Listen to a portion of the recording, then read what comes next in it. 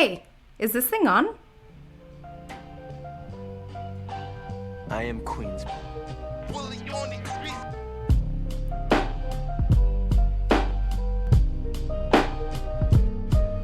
Hi everyone, my name is Alyssa, and you are listening to the All Things Pelvic podcast, where you get to follow my life as a pelvic floor physical therapist. That may sound a little boring, but real quick, let me break it down. I bring up topics that most people find difficult to talk about, but maybe it's time we get comfortable with discussing the uncomfortable. I always strive for real talk, good vibes, and mostly all things pelvic. Join me and my guests as we discuss healthcare, culture, and real life topics. Are you ready? Because it's time to take a page out of my playbook.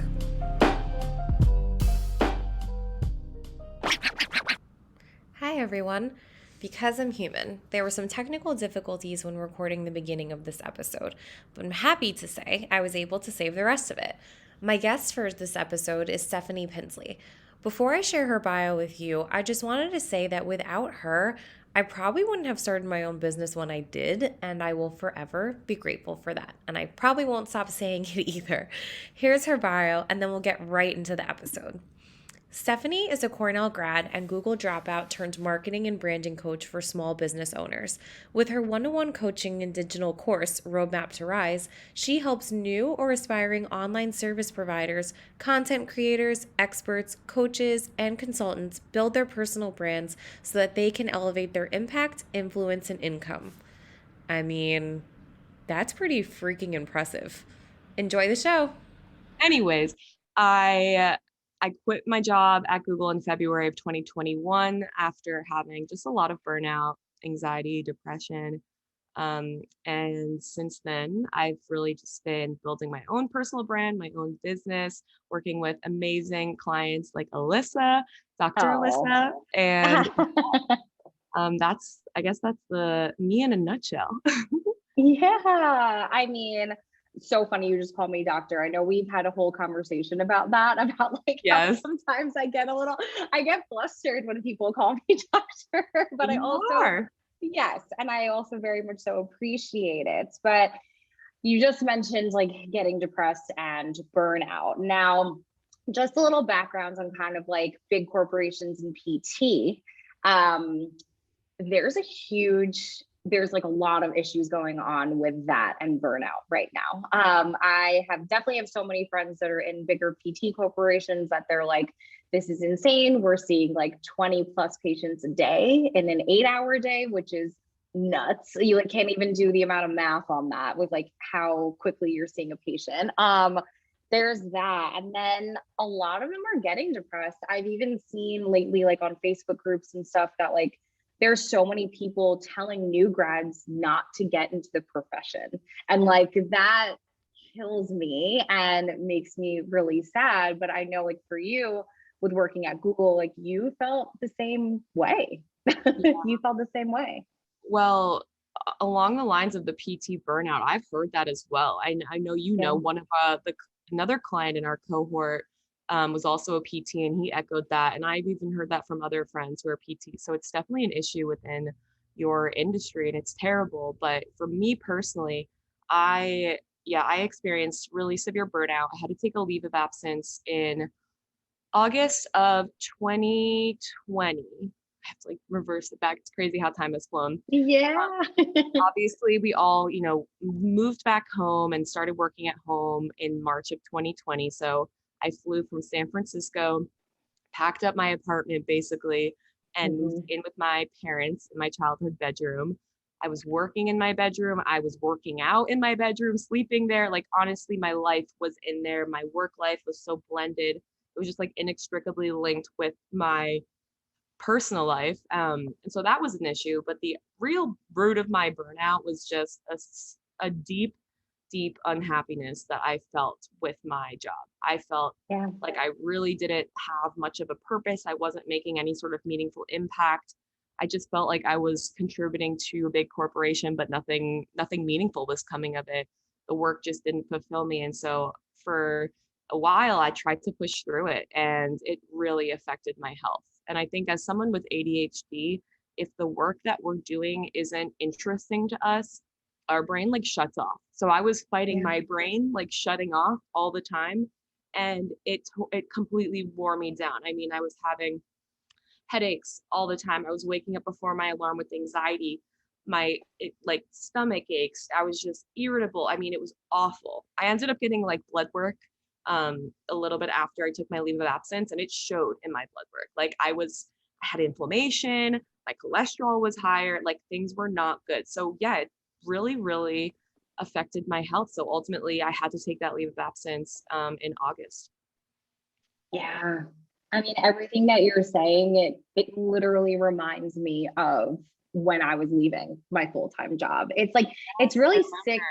Yeah, you were part of that. You were part of like somebody that I would talk to about it, especially with having the experience of leaving, that I mean, it's always really influential when you can see somebody do it, and more so say like, I will be okay if I do this. I think that there's always that, but at the same time, it's really eye-opening when you do look at something like your blood work, and when you look at something like like all the inflammation that's happening to your body. But I even say to my patients like all the time, or even friends too, like if there's something that's bothering you every single day, it's time to change it. It's time to change it. And yeah, and as much as like American work culture, I feel like we make fun of it all the time of like, oh, yep, just going to my 9 to 5. But like the reason we make fun of it is because we kind of hate it at the same Yeah. time. There's a big part of that. Whereas like I have family in other countries, and they are always like, why do you guys put such a big tab on work? And I'm like, because that's what we do.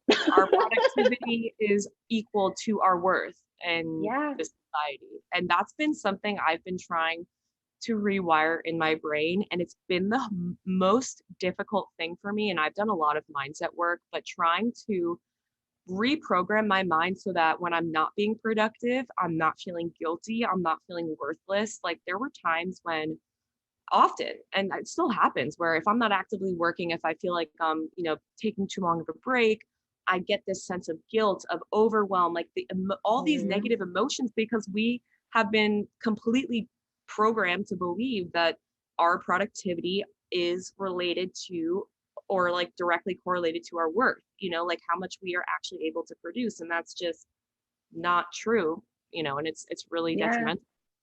Yeah, 1000%. And I mean, I think that's like in everything that we do. There's even sometimes where I need to do that with like life stuff. I'm like, you need to calm down and like do this tomorrow, even if it has like nothing to do with work. I think it's like, I mean, we're both small business owners now, right? And it's kind of like, yeah, I just had to throw that in there.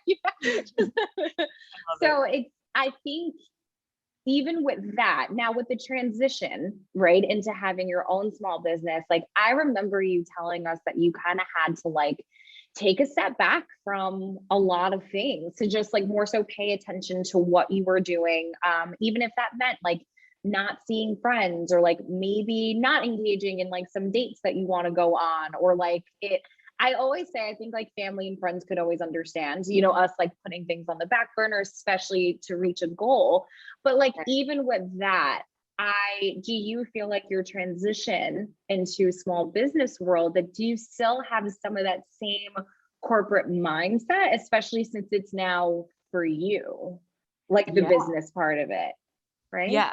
Well, I think you kind of touched on two important points there. The first was like the trade-off between when you are building a business is what are you willing to give up? And this is something that we worked on in building your entrepreneurial dashboard. Yeah.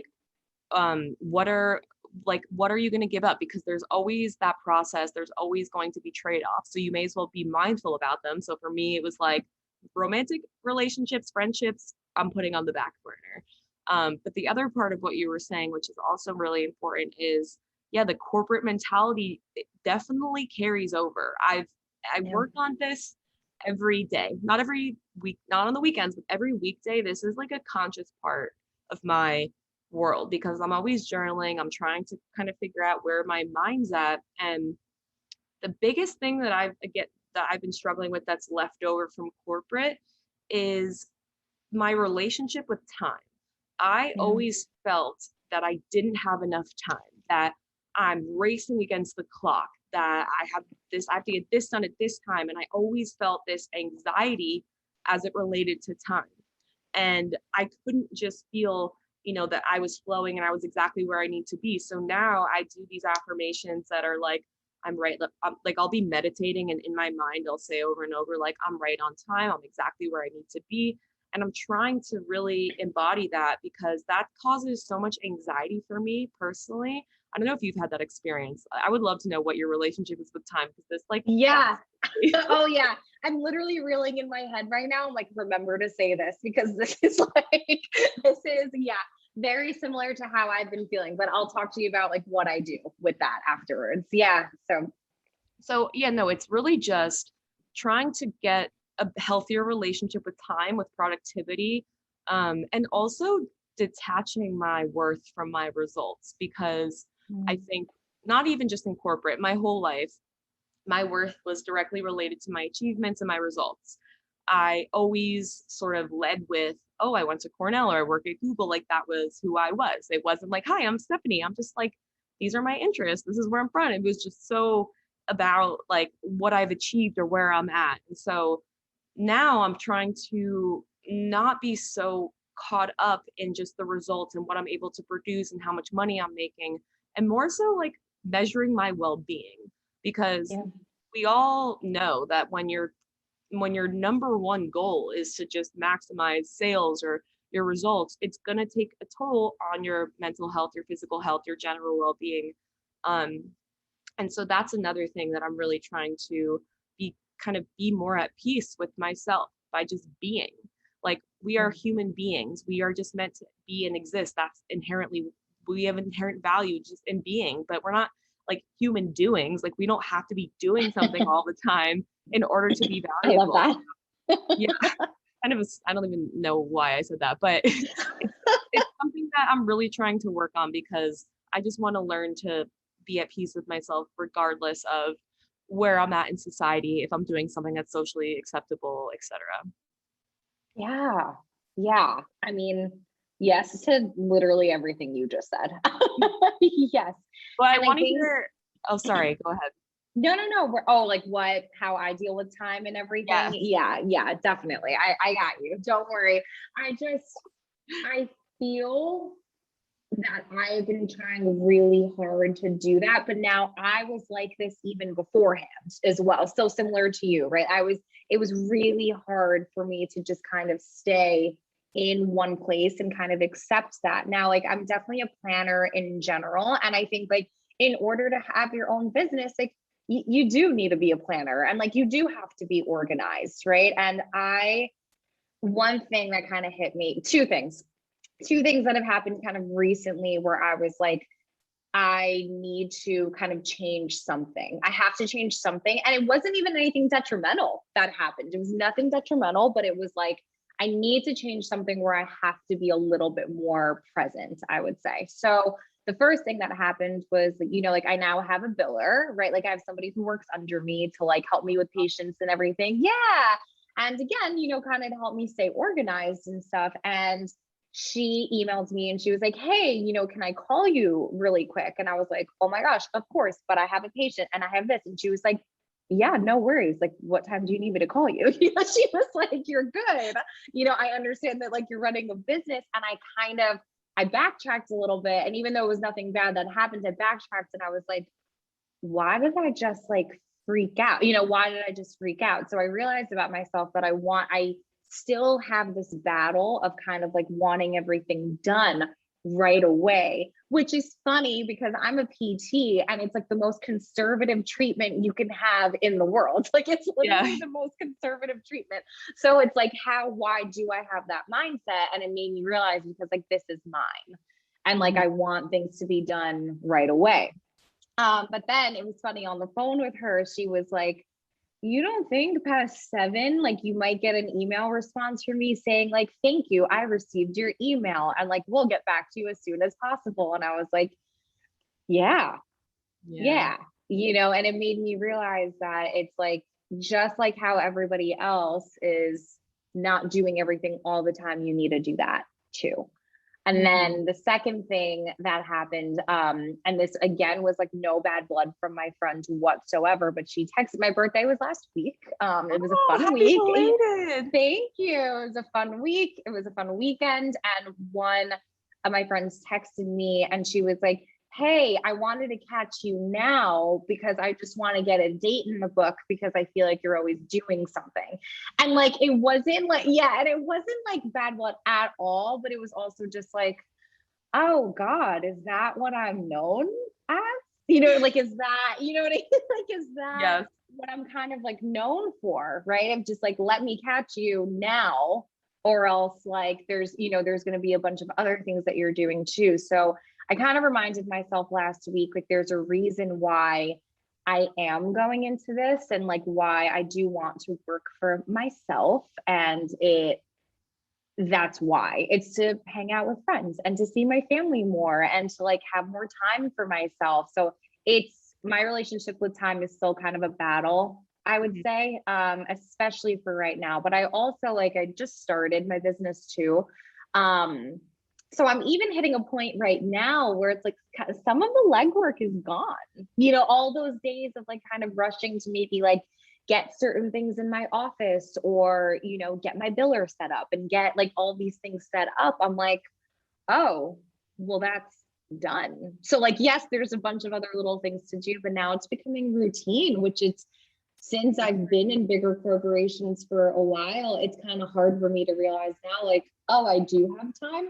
I have time to like do stuff and like go do all these things. And it's, yeah, it's something that I'm kind of struggling with a little bit right now. It's funny as entrepreneurs, we like a lot of us will like quit the 9 to 5 because we want more free time. We want more independence, we want that flexibility, but ultimately sometimes, not always, it ends up being more time consuming because obviously you have more responsibilities on your plate. So yeah, it's definitely a struggle. I'm definitely, it's so interesting to hear your perspective. I know it's something that we all kind of have different relationships with it with time. So something I'm working on. I definitely feel like you are too, but we're all just works in progress.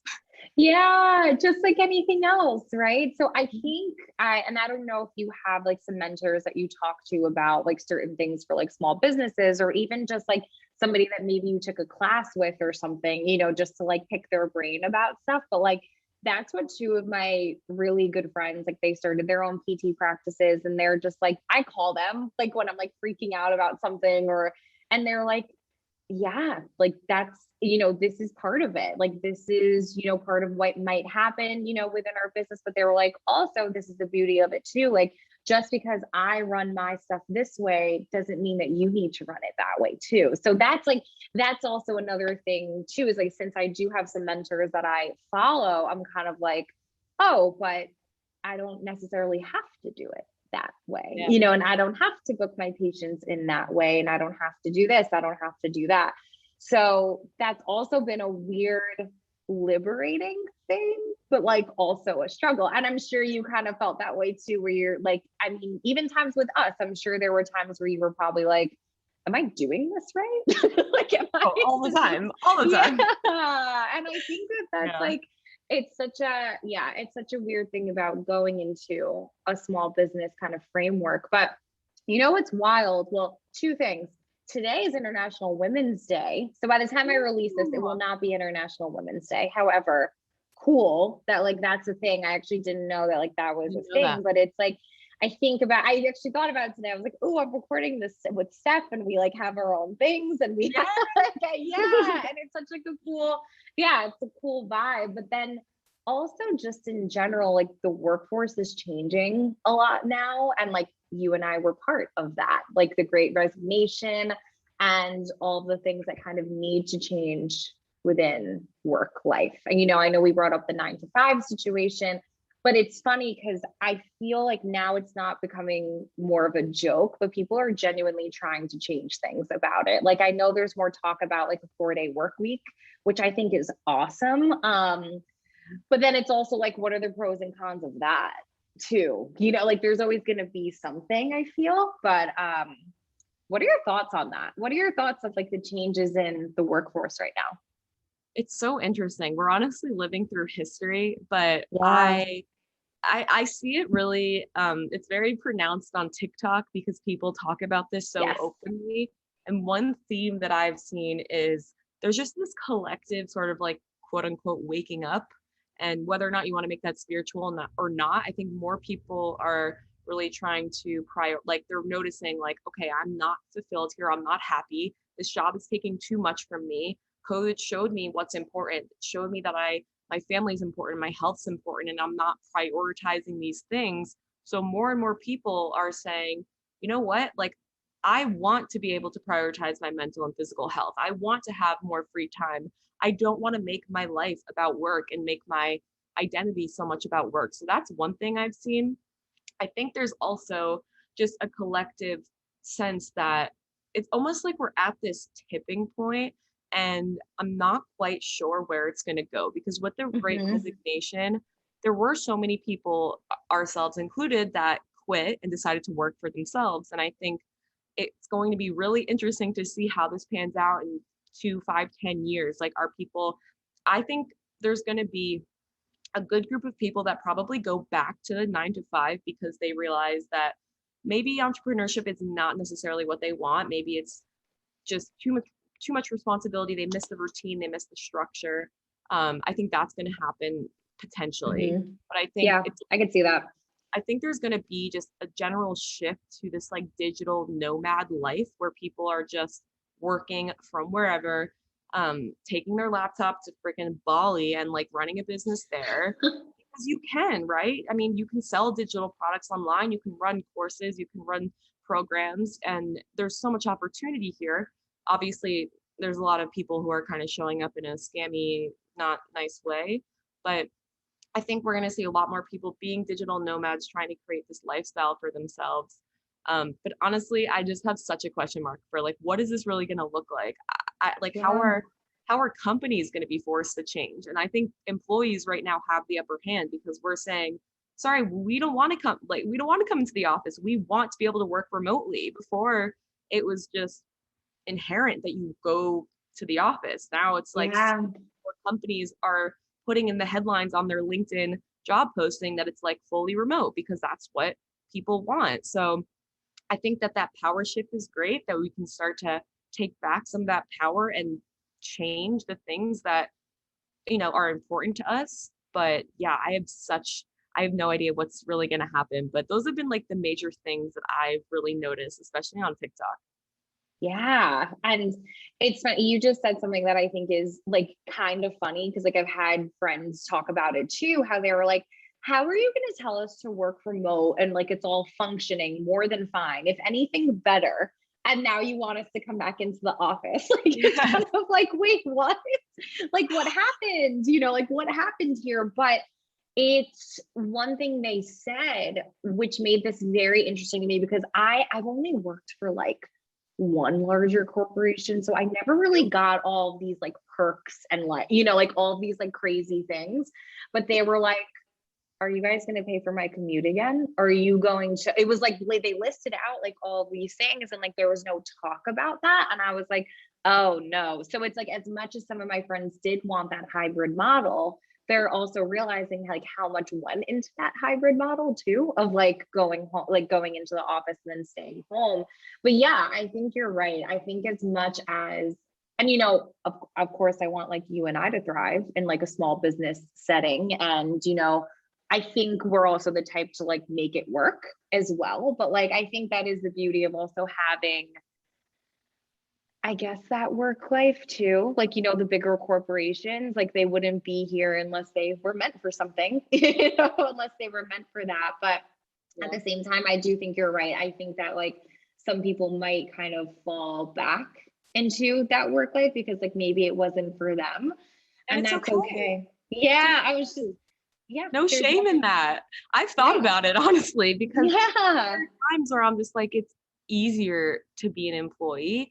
There's Yeah. so much more stability and security and just well, not necessarily, but it's just it, every you can see what's coming ahead. With Yes. entrepreneurship, it's a black box. And it's funny, since I quit my job, all of like my favorite companies that I wanted to work for when I was applying to because there was a period when I was really unhappy at Google and I was applying to other companies. I really didn't hear back from many. Now that I'm quit, I'm getting reached out by these companies for these roles that I'm like, I would love to do that. So it's like tempting. And there's actually something that she's not necessarily a mentor. I did a podcast with her. She's amazing, Nicole Caldwell. She was telling me about fractional work. So you can actually be a fractional employee and work just 2 days a week, maybe at a company, or just you're like a 20% or 30%, and then you can still have your business on the side. That's kind of interesting. I don't know that I'm going to do anything like that anytime soon, but yeah, if people end up going back to 9 to 5, there's absolutely nothing wrong with it. I think we have a little bit, we've all demonized like the corporate culture a little bit with the Great Resignation, and some of it is very justified. But like you said, these corporations do have their place, and there's nothing wrong with being an employee. And so, if people do end up going back, myself included, who knows? I never know what's going to happen. Of course. Yeah. And so be it. It's all right. Yeah, definitely. And it's funny. So now that I have my own business, a lot of my friends assumed that I was going to quit my part-time job.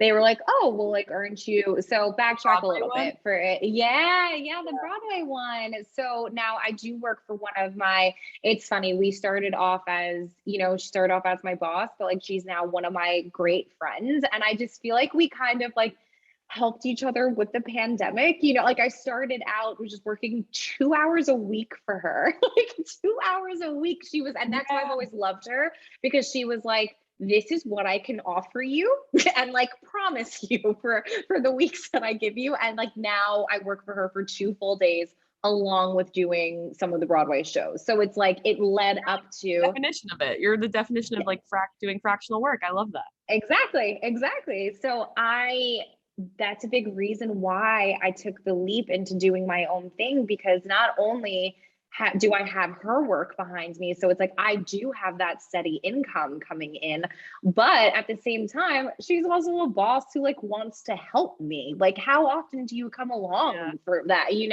so like I'm always going to be grateful for her for that as well. And she even said to me too, like when I applied for like my company name and like all this stuff, she was like, you're like in a good spot, right? She was like, you are in a good spot because you can technically have just like a day of patients on your own, let's say, and like it's still income on your own, but you don't have to like worry so much about like that instability, because like you do have a set income coming in. And I was like, yeah. And that's kind of why I just decided to take the leap. Like I do have a few people that I know who just like quit and went like full turkey into it. And they hit a point where they were just like worried. They just got so worried about it maybe not being what they thought. So like if I were to give any advice to anyone, it's just start small. Make sure you have a good savings going into it before, just like start as small as you can and then start to build it up. And like it will build up, in whatever shape or form you want it to build in, but like it'll build up. And if it's not for you, it's not for you. Like I can easily say like PT has been part of my life for a very long time now, but I went to Africa recently. I totally need to update you on that. Yeah, I definitely need to. But that being there, I contemplated PT for a little. I'm not gonna lie. I contemplated it because I was like, do I want to do more nonprofit work? Like, do I want a kind of just like being with the kids? Like I actually wanted to be a teacher as well before PT school. And I was like, do I maybe want to do that eventually? And it kind of, and it made me realize too, it's like, and don't get me wrong, I don't plan on leaving PT anytime soon, but it just made me realize that we kind of have more hats on than we think as well. So that's another thing that I think I would say to anybody listening is like, just because you also kind of start something, it doesn't mean that you necessarily need to, it doesn't have to be that like straight end goal that you thought it was going to be too. Yeah. I'm glad you brought that up because that's how I feel as well. And I remember like one piece of advice that I would give is I was going to ask you that anyway. So yes, that's why. No, but the thing I would say is like, don't have expectations because it's not a straight and narrow road. Things are going to change. You're going to have to pivot.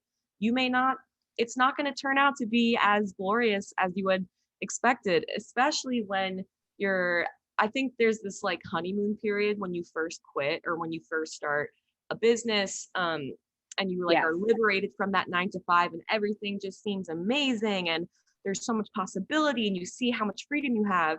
And then as time goes on, the reality sets in and, you know, you have to make sales and things get hard and things come up and, you know, life happens. And so you really have to be malleable and allow yourself to move and shift with it. And I think with our, like the older generation, like my dad's generation, they're, they had one career their whole life. My dad stayed in one job for 30 years. There really was that, yeah, until they basically pushed him out. And he was so unhappy by the end. But there was this straight and narrow road that they would take. And it was very clear. It's like, I go to school for this, I do this, and this is where I end up. I retire at 65. Our paths aren't like that anymore. They're a lot windier. People are retiring every 3 years. They're not waiting till they're 65. They're pivoting their businesses as they should when they're not working. And so again, yeah, I think it's about releasing expectations, being flexible, and and just allowing yourself to, you know, fuck up. And I was about to monitor that, but I was like, no, it's okay. We said we can curse. It's me. It's me. You can say whatever you want. Yes. No, but it's true. And that's something that's been a hard lesson for me as well, because again, that honeymoon period, I built my course. I was really excited about it. And then getting clients got difficult. And I was like, okay, sales are slowing down. This is not as magical and exciting as I had hoped for. And so changing my expectations, being able to pivot and not being so hard on myself when things didn't work out. Again, back to the attaching your value to your results. I was really trying to learn, like, I am not my sales. I am not my business's success, even though you are like, you are, how well you are doing internally is really reflected in your business. But that aside, our worth isn't determined by that. Right. So I think all that is to say, it's a very windy road. It's the road less traveled by, but ultimately it can really end up being worth it. It's worth a shot. And to your point about saving money, I mean, it's starting small. That's really important, you know, because these things come up. So you can take it one step at a time. You can start a side hustle. You can do the fractional work and dip your toe in, as opposed to going full in and just being blindsided by all these things. Yeah. Yeah. And it's like, I feel like you definitely, I mean, you just hit a lot of great points about just like how everything is kind of changing. And I mean, the word that stuck out to me was malleable. Like, you do have to kind of malleable, and then honeymoon phase. Those are two big things that you just said for sure. Cause I felt like that's how I was too, was like so happy to just like be done. Like, oh, I'm on my own. And it's like, I come back from Africa and I was like, I was like, where is everyone? What happens? And then I had like a freak out moment. I called my friends and I was just like, and she was like, you know, you were just gone for a month, right? You know, and then it kind of hit me too. It's just like, yeah, I was. And like literally that night, it was so funny. Like, I had a bunch of patients who messaged me and they're like, oh my gosh, you're back. And like, and then it was fine. But I had a freak out moment of like, oh my God, what do I do if this doesn't work out? And it's funny you said that about that honeymoon period. Like, it feels so good, but then you also need to roll with it, right?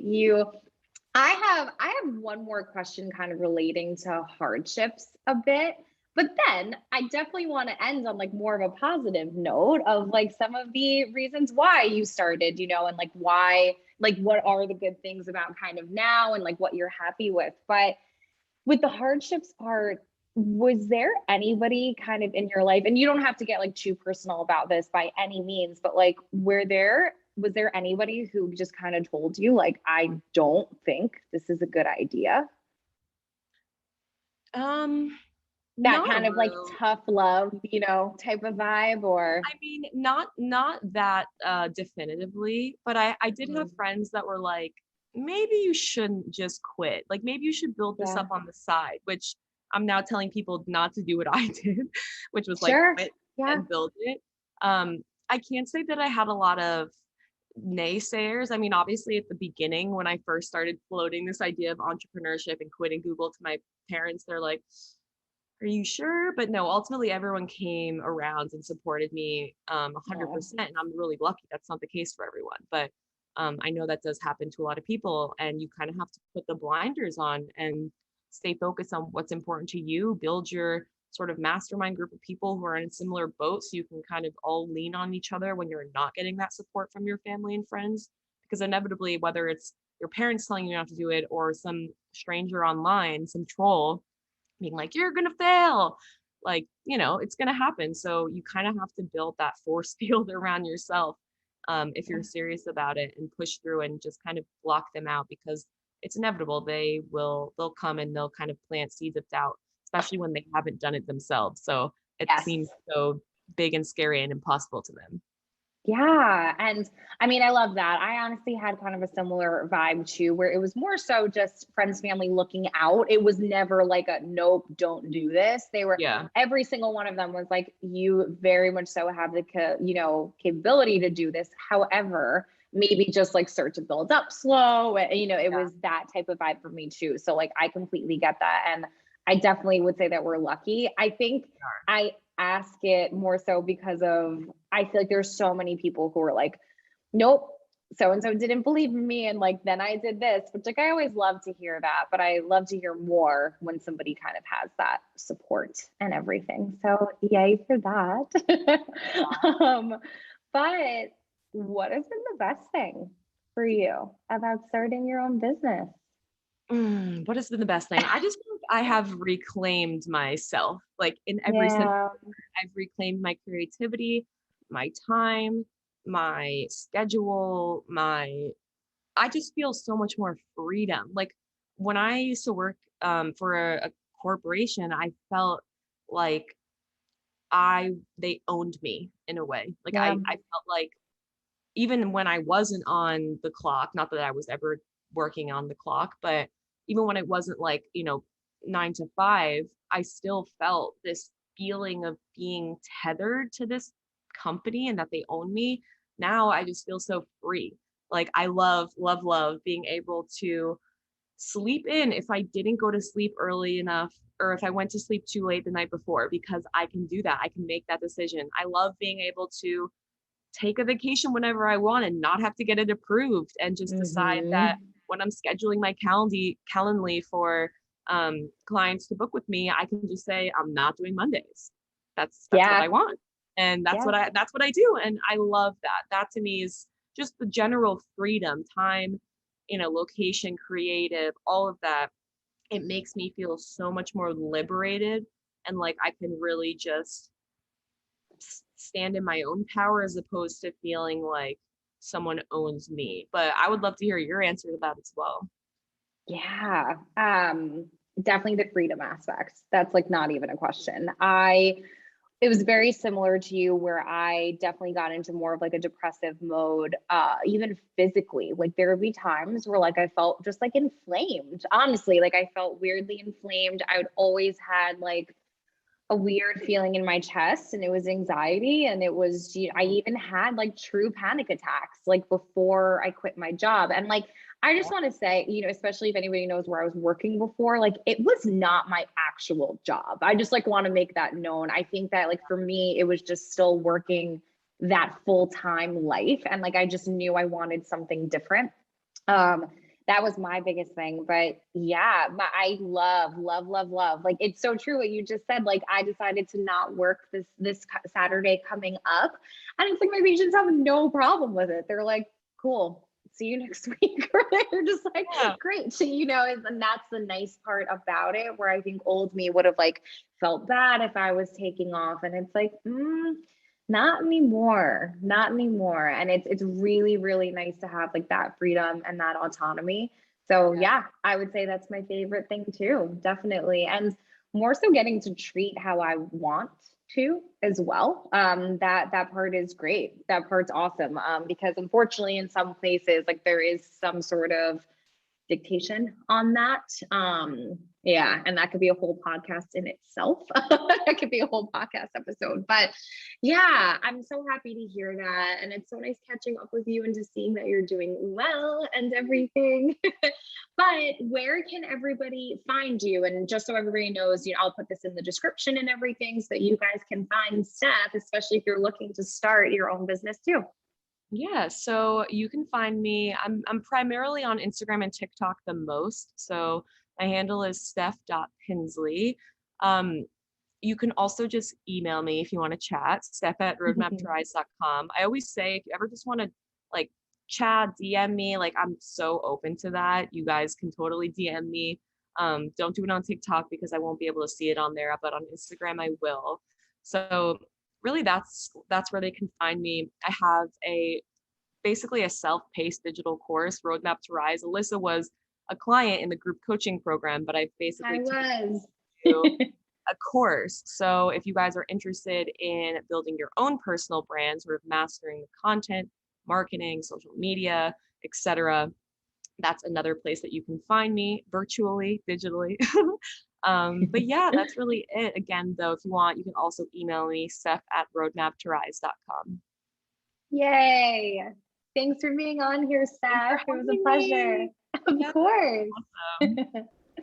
Thank you guys so much for listening to the All Things Pelvic Pod. Have questions, concerns, comments? Want to share your story? Remember to follow me on Instagram at @the_pelvic floor playbook.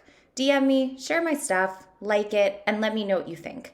As a reminder, this is not medical advice by any means, so don't be out here doing a bunch of nonsense in these streets. If you need me and want a vibe, you know where to find me. I'm out.